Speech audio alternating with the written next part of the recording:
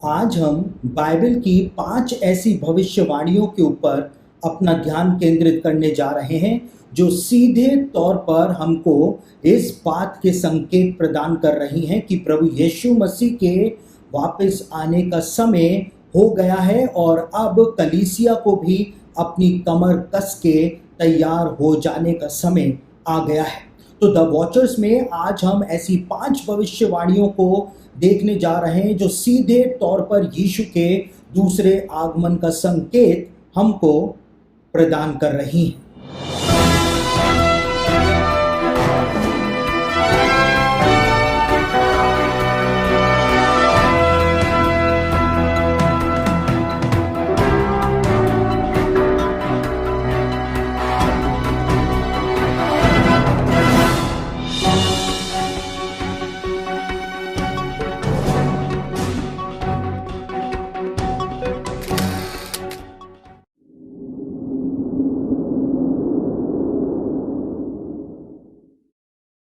आज हम बाइबल की ऐसी 5 भविष्यवाणियों के ऊपर अपना ध्यान केंद्रित करने जा रहे हैं जिसके द्वारा हम इस बात को समझने का प्रयास करेंगे कि वो भविष्यवाणियां सीधे तौर पर यीशु के दूसरे आगमन का संकेत हमको प्रदान कर रही हैं और अंत के दिनों के विषय में दी गई वो भविष्यवाणियां जब आज पूरी हो रही हैं, पूरी हो चुकी हैं, ये इस बात का संकेत हमको प्रदान कर रही हैं कि यीशु के भी इस संसार में वापस आने का समय बिल्कुल निकट आ गया है। और यहेजकेल भविष्यवक्ता की पुस्तक उसका 38 अध्याय उसके 8वें वचन के अंदर वो पहली भविष्यवाणी दी गई है जिसको हम देखने जा रहे हैं, जहां पर इस बात को बताया हुआ है कि अंत के दिनों में वास्तव में क्या होगा। एक संकेत प्रदान किया गया है और यहेजकेल उसका 38 अध्याय और उसके 8वें वचन के अंदर अंत के दिनों के बारे में एक महत्वपूर्ण भविष्यवाणी दी गई है।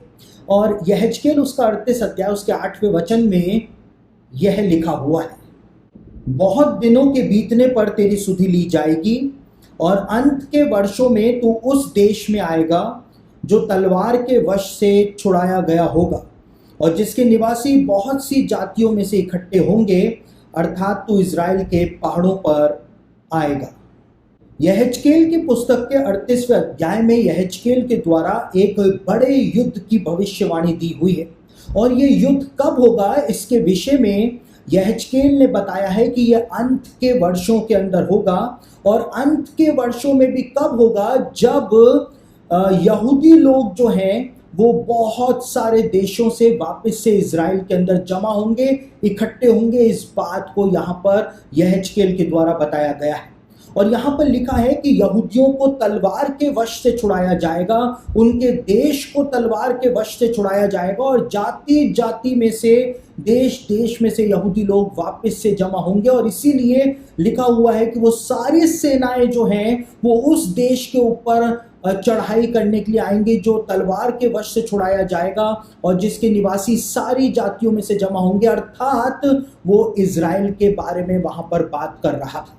और आपको जान करके हैरानी होगी कि 1948 में जब इज़राइल राष्ट्र का जन्म हुआ था, वापस से उसकी स्थापना हुई थी, उस समय यहूदी लोग वास्तव में ही दुनिया के 100 देशों से वापस इज़राइल लौटे थे। यानी कि अंत के वर्षों का जो संकेत बताया हुआ है यहाँ पर साफ तौर से बताया हुआ है कि जब यहूदी लोग पूरी दुनिया के देशों में से, अलग अलग देशों में से वापस से इज़राइल के अंदर जमा हो जाएंगे तो वो अंत के वर्षों का, अंत के दिनों का एक बहुत बड़ा चिन्ह होगा। यानी कि पहला चिन्ह जो हम देखते हैं अंत के दिनों का, वो ये यहाँ पर बताया हुआ है कि यहूदी लोग पूरी दुनिया में से वापस इज़राइल देश के अंदर जमा होंगे और जब ऐसा हो जाएगा उसके बाद ही यहेजकेल 38 अध्याय में दी हुई भविष्यवाणी, उस बड़े युद्ध की भविष्यवाणी जो है वो पूरी हो जाएगी। उसके बाद जो दूसरी भविष्यवाणी यहेजकेल के द्वारा ही बताई गई है, जो कि यीशु के दूसरे आगमन का संकेत हमको प्रदान करती है, वो यहेजकेल उसका 36 अध्याय और उसके 8 से लेकर 10 वचन के अंदर बताई हुई है। यहाँ पर परमेश्वर यहेजकेल के द्वारा इज़राइल के पहाड़ों के विषय में भविष्यवाणी कराता है और परमेश्वर कहता है परंतु हे इज़राइल के पहाड़ों, तुम पर डालियां पनपेंगी और उनके फल मेरी प्रजा इज़राइल के लिए लगेंगे, क्योंकि उसका लौट आना निकट है। देखो, मैं तुम्हारे पक्ष में हूं और तुम्हारी ओर कृपा दृष्टि करूंगा, और तुम जोते बोए जाओगे, और मैं तुम पर बहुत मनुष्य अर्थात इज़राइल के सारे घराने को बसाऊंगा, और नगर फिर बसाए और खंडर फिर बनाए जाएंगे। यहेजकेल की इस भविष्यवाणी में परमेश्वर इज़राइल के पहाड़ों के विषय में भविष्यवाणी करता है, और परमेश्वर इस बात को कहता है कि एक बार फिर से इज़राइल के पहाड़ों के ऊपर हरियाली ही हरियाली देखने को मिलेगी। आपको जान करके हैरानी होगी कि बीते 1800 सालों तक इज़राइल के जो पहाड़ थे वो पूरे बंजर हो चुके थे, पूरी तरह से उजाड़ हो चुके थे, और इज़राइल के पहाड़ों के ऊपर पेड़ नहीं पाए जाते थे। लेकिन जैसा यहाँ पर यहेजकेल के द्वारा बताया गया है, परमेश्वर ने ये प्रॉमिस दिया था कि वो समय आएगा जब इज़राइल के पहाड़ों के ऊपर पेड़ ही पेड़ लगेंगे, इज़राइल के पहाड़ हरे भरे हो जाएंगे। और आज यदि आप इज़राइल जाएं और इज़राइल के पहाड़ों को देखें तो यही तस्वीर इज़राइल के पहाड़ों की आपको इज़राइल के अंदर देखने को मिल जाएगी। आप जहां जहां पर भी इज़राइल के पहाड़ों की तरफ नजर घुमाएंगे, आपको यहेजकेल की ये भविष्यवाणी इज़राइल के पहाड़ों के ऊपर पूरी होती हुई दिखाई दे जाएगी। साथ ही परमेश्वर ने यहेजकेल के द्वारा इज़राइल के पहाड़ों को एक और प्रॉमिस दिया था। परमेश्वर ने कहा था कि हे इज़राइल के पहाड़ों, में तुम्हारे ऊपर बहुत मनुष्य अर्थात इज़राइल के सारे घराने को वापस ला करके बसाऊंगा।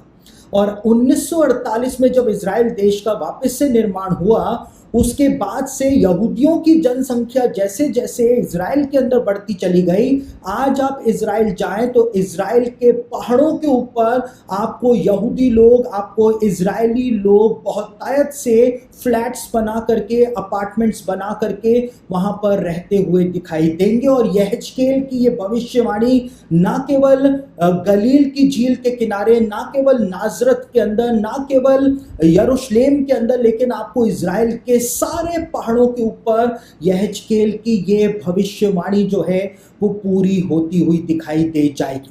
यानी कि जो प्रॉमिस परमेश्वर ने यहेजकेल के द्वारा इज़राइल के पहाड़ों को दिया था, वो दोनों प्रॉमिस जो है वो आज परमेश्वर इज़राइल के पहाड़ों के ऊपर पूरा करके दिखा रहा है।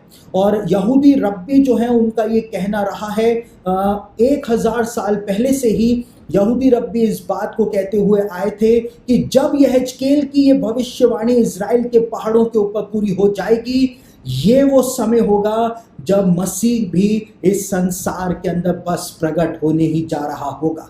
और जब यहेजकेल की ये भविष्यवाणी आज हमारे समय में पूरी हो रही है, तो ये इस बात का संकेत है कि वास्तव में ही राजा मसीह के इस संसार में वापस आने का समय भी हो गया है।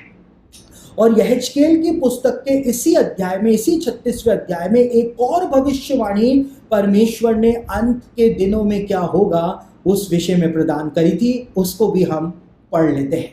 यहेजकेल की पुस्तक, उसका 36 अध्याय और उसके 35 और 36 वचन के अंदर परमेश्वर यूं कहता है, लोग कहा करेंगे, यह देश जो उजाड़ था वह अदन की बारी सा हो गया, और जो नगर खंडर और उजाड़ हो गए और ढाए गए थे वे गढ़वाले हुए और बसाए गए हैं। तब जो जातियां तुम्हारे आसपास बची रहेंगी वे जान लेंगी कि मुझ यहोवा ने ढाए हुए को फिर बनाया और उजाड़ में पेड़ रोपे हैं। मुझ यहोवा ने ये कहा और ऐसा ही करूंगा। यहेजकेल की पुस्तक के अंदर ये बहुत महत्वपूर्ण भविष्यवाणी जो दी गई है, ये भी आज आपको इज़राइल में पूरी होती हुई दिखाई दे जाएगी, जो कि यीशु के दूसरे आगमन का एक सीधा संकेत हमको प्रदान करती है। इस भविष्यवाणी के अंदर परमेश्वर ने इस बात को कहा था कि परमेश्वर इज़राइल के अंदर जो ढाए हुए घर हैं, ढाई हुई मंजिलें जो हैं, गिरी हुई खंडर पड़ी हुई इमारतें जो हैं, उनको परमेश्वर वापस से बनाएगा और उसमें भी यहूदी लोग बस जाएंगे।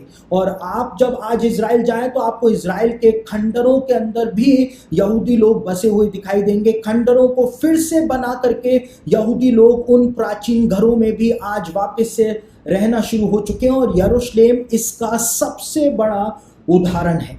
साथ ही परमेश्वर ने कहा था कि देश देश के लोग जो इज़राइल के चारों ओर होंगे वो इस बात को देखेंगे कि परमेश्वर ने इस उजाड़ देश को अदन की वाटिका के समान बना दिया है।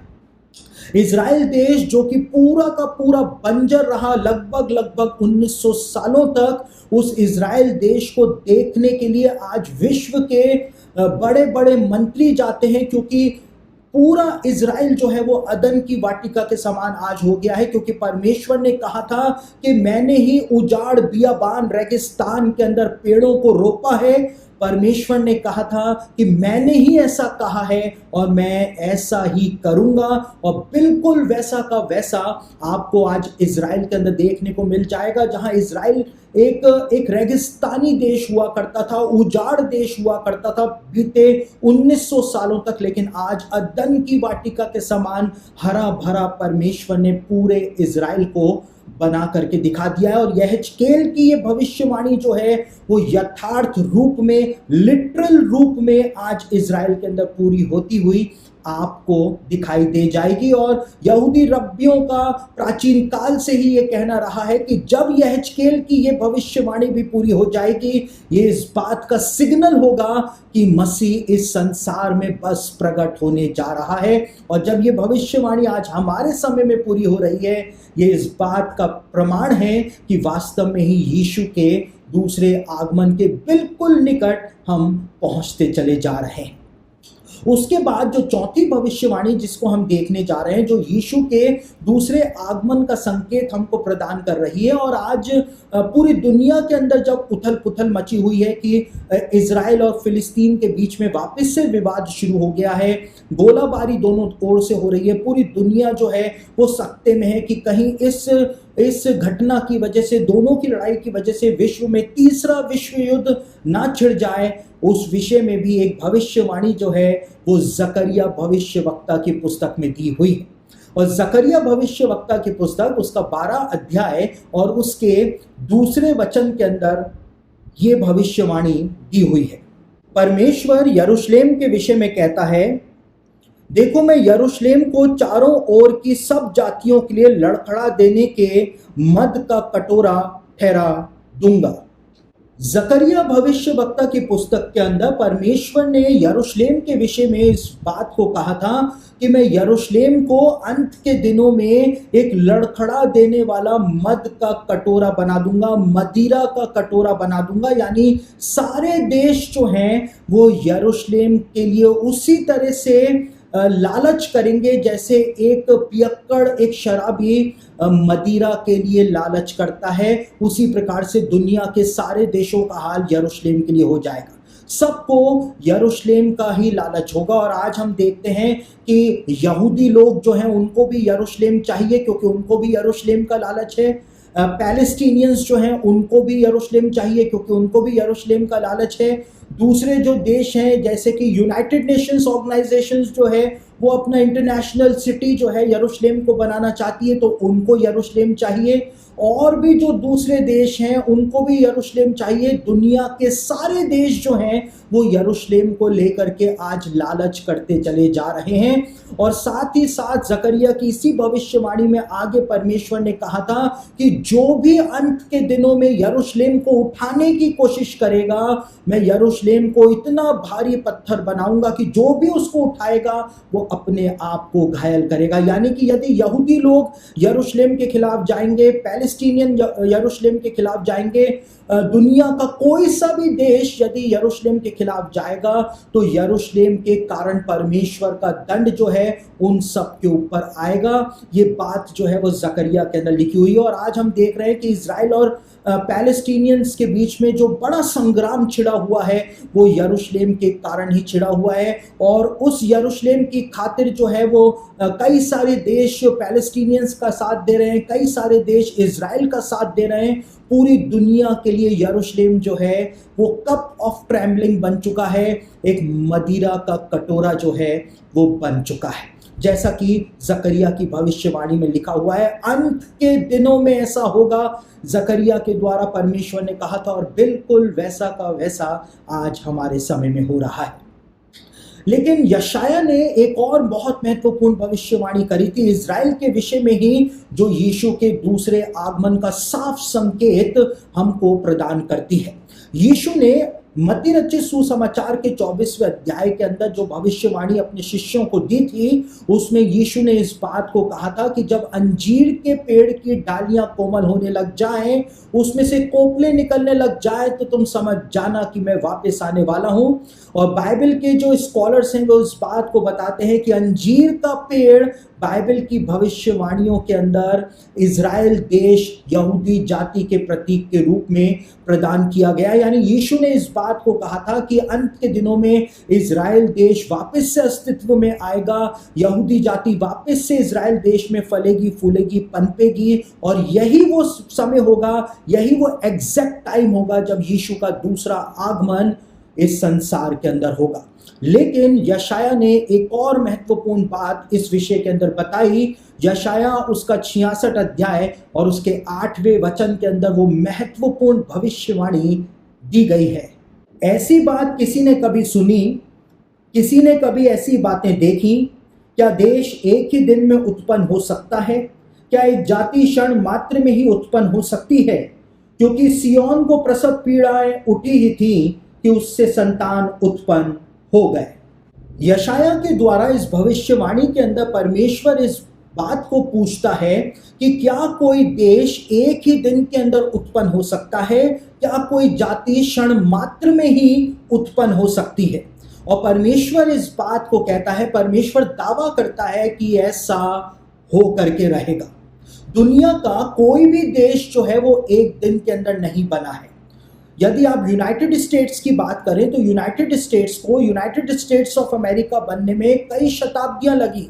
भारत को एक स्वतंत्र राष्ट्र बनने में कई शताब्दियां लगी। इंग्लैंड को ग्रेट ब्रिटेन बनने में कई शताब्दियां लगी। लेकिन परमेश्वर कहता है कि क्या कोई देश सिर्फ एक ही दिन के अंदर उत्पन्न हो सकता है? क्या कोई जाति क्षण मात्र में ही उत्पन्न हो सकती है? और परमेश्वर ने कहा था कि ऐसा होगा।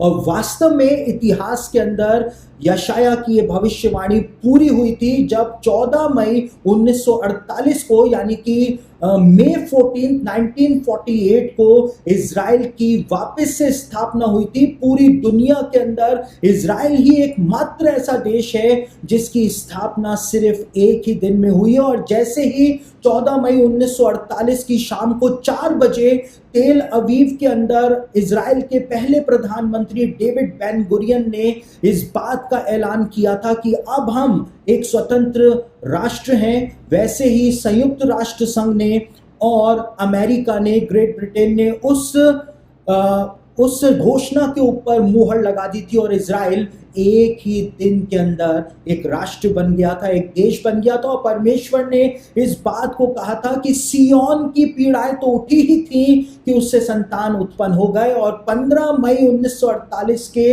जो सुबह के अखबार थे उसके अंदर यही खबरें जो थी वो छप चुकी थी कि इज़राइल देश जो है उसका जन्म हो चुका है। सिय्योन की प्रसव पीड़ाएं जो उठी थी उससे संतान उत्पन्न हो चुके थे। तो जैसा यशाया ने कहा था बिल्कुल वैसा का वैसा हमको 1948 में देखने को मिला था। और यीशु ने तो ये बात 2000 साल पहले ही अपने शिष्यों को बता दी थी कि वो अंजीर का पेड़, वो इज़राइल देश अंत के दिनों में वापस से पनपेगा और ये सिग्नल होगा इस बात का कि मैं वापस इस संसार के अंदर आने वाला हूं। तो यहेजकेल की भविष्यवाणियां आज इज़राइल में पूरी हो रही हैं। अद्भुत काम इज़राइल में हो रहा है। जकरिया की भविष्यवाणी जो है वो आज इज़राइल में पूरी हो रही है, पूरी दुनिया के ऊपर पूरी हो रही है। और यशाया की भविष्यवाणी भी पूरी हो चुकी है, जो इस बात का संकेत हमको प्रदान करती है कि परमेश्वर एक अद्भुत काम आज इज़राइल के अंदर कर रहा है। और यही वो कारण था कि इज़राइल के पहले प्रधानमंत्री जो थे, जिनका नाम था डेविड बेन गुरियन, उन्होंने मरने से पहले इस बात को कहा था कि यदि आप इज़राइल में रहते हैं और आप मिरेकल्स के ऊपर, चमत्कारों के ऊपर विश्वास ना करें तो ये प्रैक्टिकल नहीं होगा। और उन्होंने क्यों ये बात कही थी? क्योंकि परमेश्वर अद्भुत रूप से भविष्यवाणियों को इज़राइल के अंदर इस समय पूरी कर रहा है। यही वो कारण है कि ये भविष्यवाणियां जो हैं वो आज हमको यीशु मसीह के दूसरे आगमन के संकेत प्रदान कर रहे हैं।